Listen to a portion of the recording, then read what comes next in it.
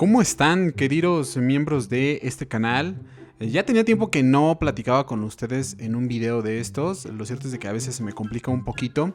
Pero hoy quiero platicar con ustedes acerca de la primera resolución de modificaciones a la resolución miscelánea fiscal para 2020.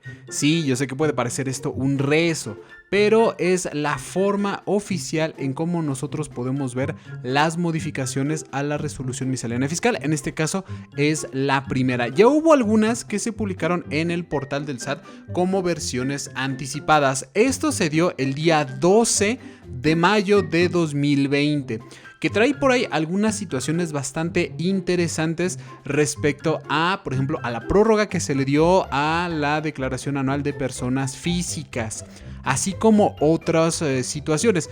Uno de los que más me llaman la atención es, por ejemplo, la regla 221 que nos habla del valor probatorio de la contraseña. Este valor probatorio no es otra cosa que la forma en cómo nos está explicando, la forma en cómo nosotros podemos adquirir la contraseña cuando es la primera vez y no tenemos como la necesidad de ir a una oficina del SAT, específicamente hablando ahorita de la situación y de la emergencia sanitaria que se vive.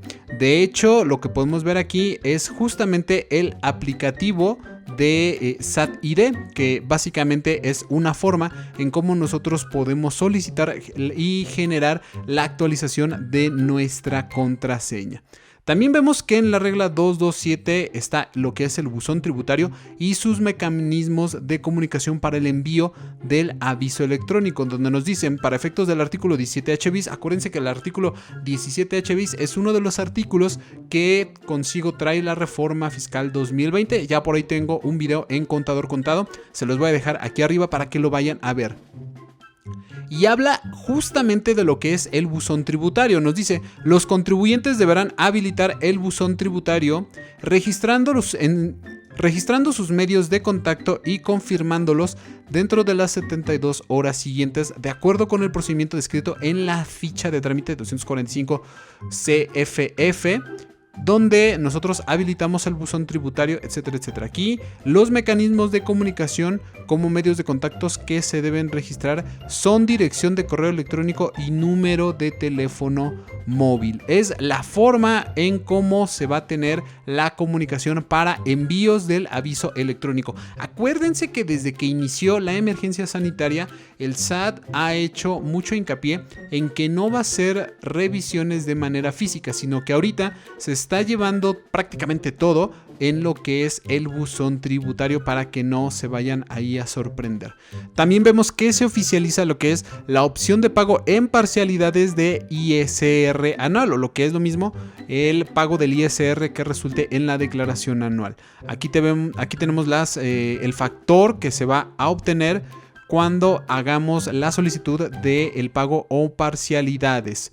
Acuérdense que si nosotros hacemos el pago en parcialidades, lo cierto es de que tratar de apalancarnos con el SAT sale un poco caro. Vean ustedes, si lo hacemos en 3 parcialidades, tenemos prácticamente que pagar el doble y así sucesivamente. Entonces, si es mucha la necesidad, háganlo. Si no, traten de pagar todo lo que ustedes tengan como un pago de la declaración anual en una sola exhibición o de un solo pago, para que no estemos pagando más de lo que se tiene que pagar.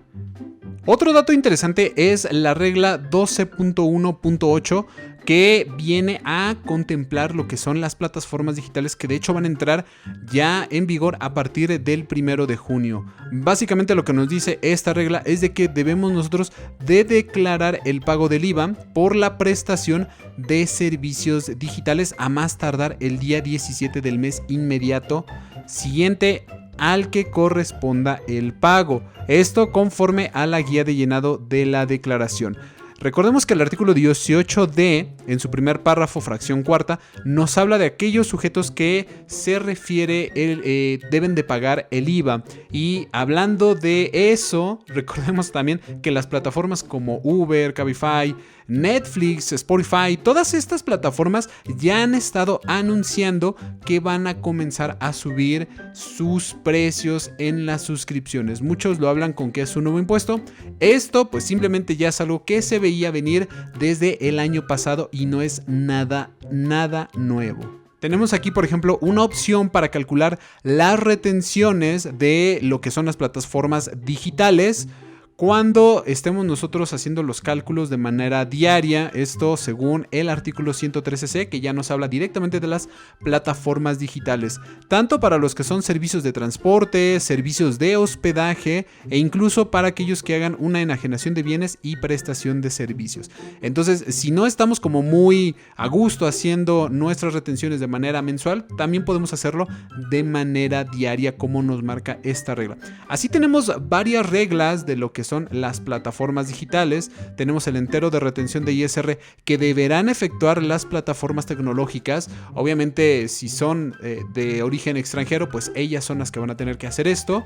Pero de manera personal, yo ciertamente dudo que muchas empresas del extranjero siquiera le hagan caso a las disposiciones fiscales de México, ya que para ellos no es una jurisprudencia que deban de obedecer. Pero bueno, ya eso será tema de estas empresas y de nuestro gobierno. También tenemos algunos ingresos que deberán ser considerados para el cálculo de la retención por la enajenación de bienes y prestación de servicios mediante plataformas digitales. Tenemos por ahí algunas declaraciones informativas que se deberán enviar respecto a los servicios digitales de intermediación entre terceros. Esto respecto a lo que nos dice la ley de IVA, es la regla 12210, para que la puedan revisar de manera más detallada en caso de que ustedes estén en este supuesto.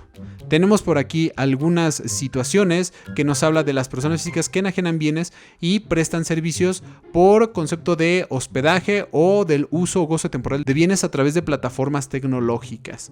Vemos que son muchas las disposiciones y las reglas que se están dando específicamente en este tiempo, no solamente pues de la emergencia sanitaria, sino de que ya van a empezar a entrar en vigor a partir del 1 de junio. Y curiosamente, solo como un dato adicional, en este periodo que estamos en la contingencia sanitaria, la demanda de estos servicios se ha disparado. Entonces suena lógico que ahorita pues también el gobierno trate de alertarnos de estas disposiciones que ya están por entrar en vigor. Tenemos en el título 13 algunas disposiciones de vigencia temporal para que no vayan ahí a confundirse.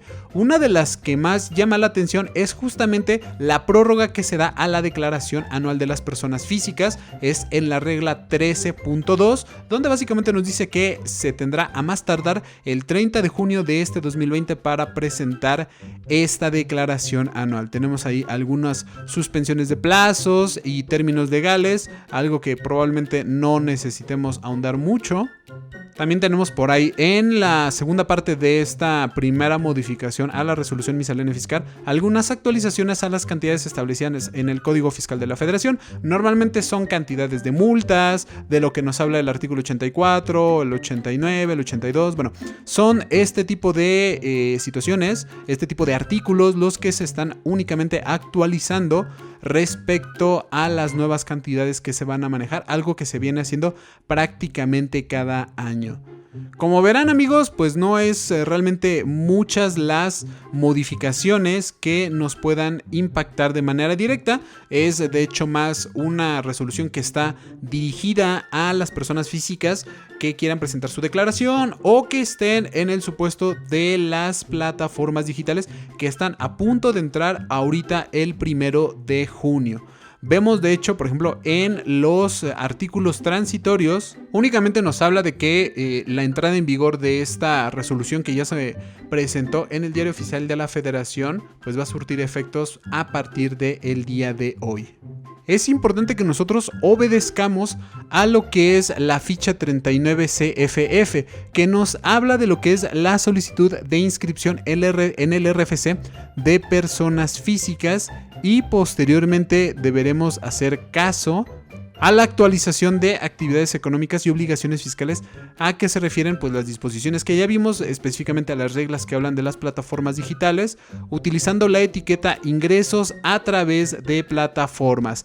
Esto quiere decir que A partir del 1 de junio vamos a ver actualizadas lo que son las nuevas actividades en el SAT, como lo que son ingresos a través de plataformas. Si ahorita nosotros buscamos, vamos a encontrar que realmente no están estas actividades dadas de alta. De hecho, se van a crear específicamente para estas personas que están trabajando en plataformas digitales. Me gustaría conocer su opinión acerca de esta primera modificación a la resolución miscelánea fiscal.